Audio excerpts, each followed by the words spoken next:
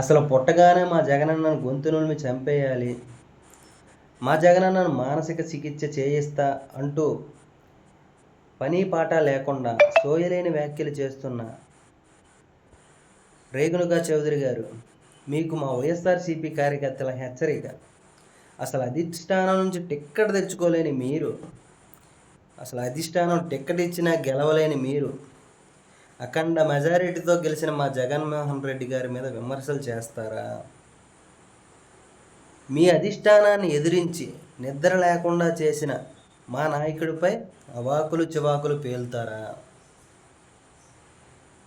అసలు సబ్జెక్ట్ లేకుండా సంబంధం లేని విషయాల్లో కలుగు చేసుకొని మా జగన్మోహన్ రెడ్డి గారిని విమర్శిస్తే ఖమ్మంలో, అది కాంగ్రెస్ కార్యకర్తల్లో మీ బలం పెరుగుతుంది అనుకుంటున్నారా?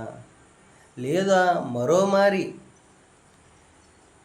రాజ్యసభ సీటు కోసం చంద్రబాబు మచ్చిక కోరుకుంటున్నారా?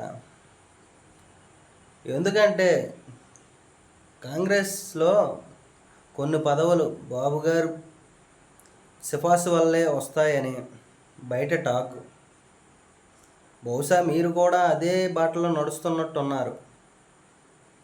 రేణుకా చౌదరి గారు, ముందు మా జగన్మోహన్ రెడ్డి గారిని విమర్శించకుండా మీరేదో గెలవడం గురించి బాధపడండి, ఓకేనా?